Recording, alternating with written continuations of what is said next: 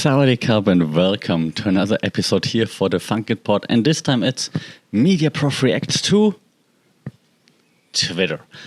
It's about time, right? Elon Musk bought Twitter now. I know, a week ago, 2 weeks ago, it feels like years ago with so many news popping up every single day. And oh my God. Whew. So, what are the thoughts of someone that works in the media, that researches media, digital marketing, advertising, that used to work in actually still partly works in consulting, and so on. So here are my thoughts.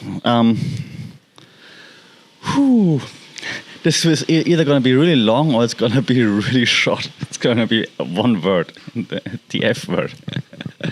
No, let's try to condense it, but let's not try to swear, because then we get demonetized.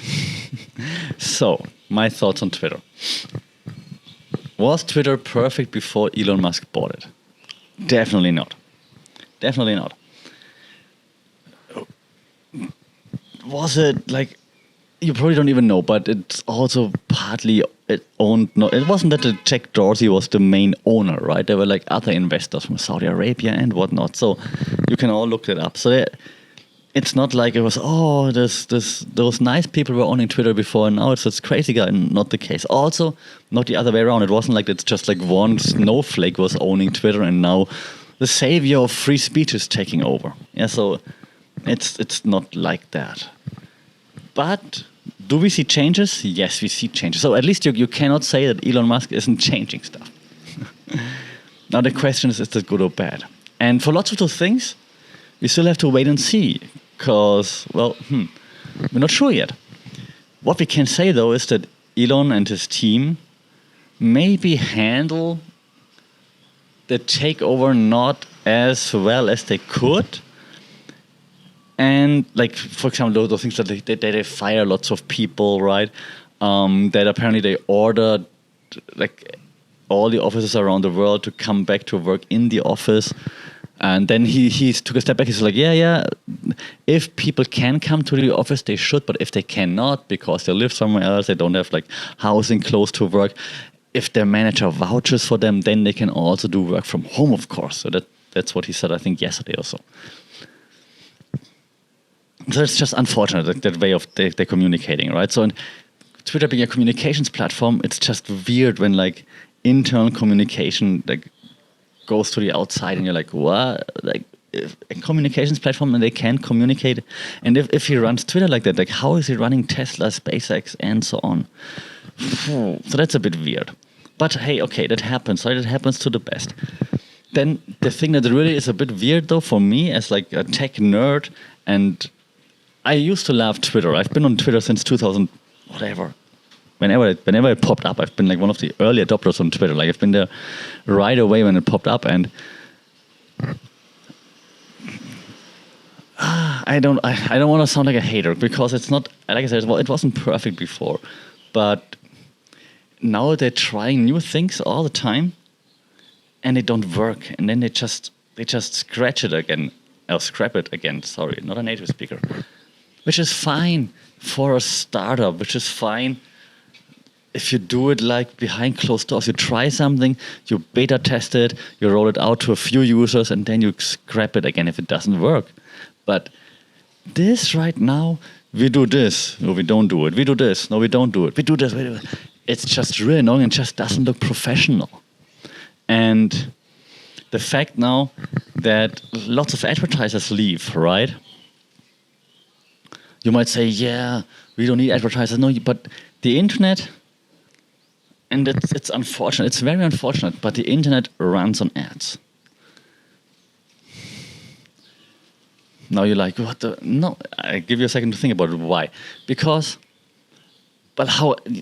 You need to make money somehow. You need to monetize, right? You can't just offer a service for free because you're a nice person. You have to pay for stuff. You have to pay for your employees. You have to pay for like hosting, keep the stuff up and running, maintenance, development. So it costs money. So you have to make money.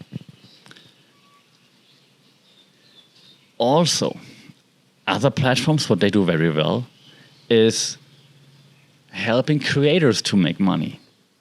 Like on YouTube, if you're watching this video right now, YouTube helps you to make money. If you're listening to this on Spotify, Apple Podcasts, wherever you're listening to this, you will hear an ad before the actual podcast starts. So they help somewhat to monetize what you create.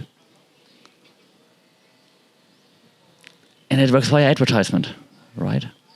If there's then no ads on Twitter, difficult. Now, then saying, okay, Twitter Blue, for example, will get you, I don't even want to talk about a verification, will get you verified, and then maybe no ads. That could be like a selling point, that no ads thing, right? But now then saying, we put it all behind a paywall, I'm telling you right now, no one's going to pay for that.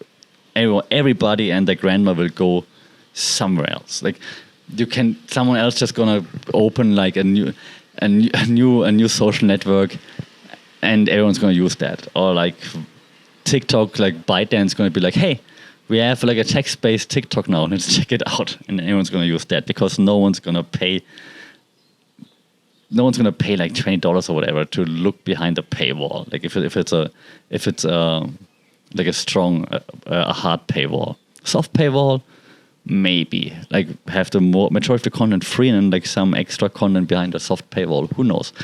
But a hard paywall, no one's going to use it.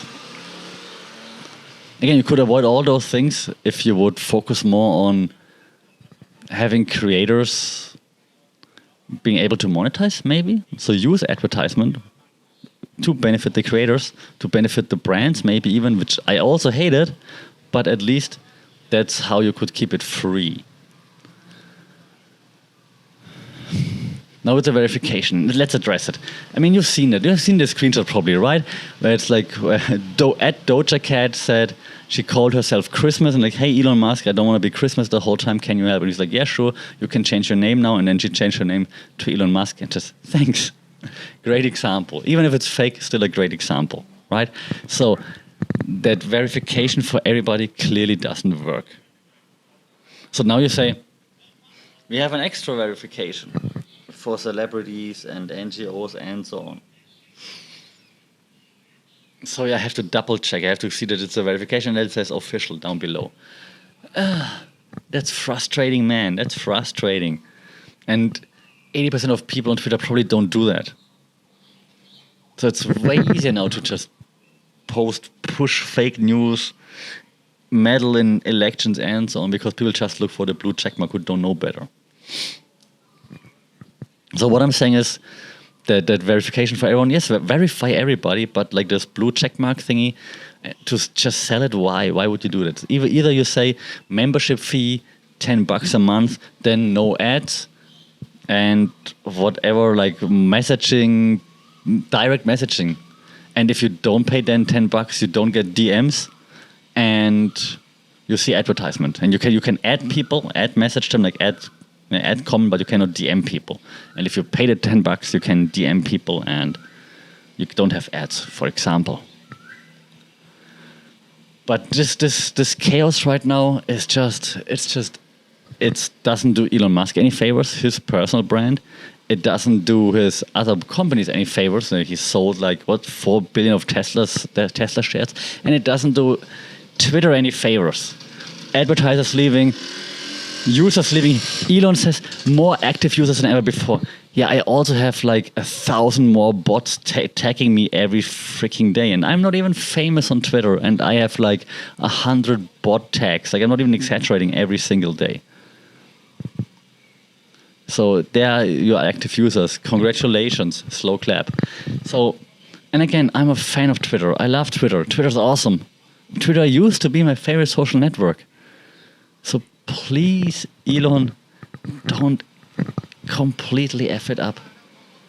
I gotta say, the one funny thing was when John LeShare, is that how you pronounce it, former CEO of T-Mobile, said like, hey Elon, maybe I should run Twitter for you. You need someone with experience, blah, blah, blah, blah, blah. And Elon just replied, no.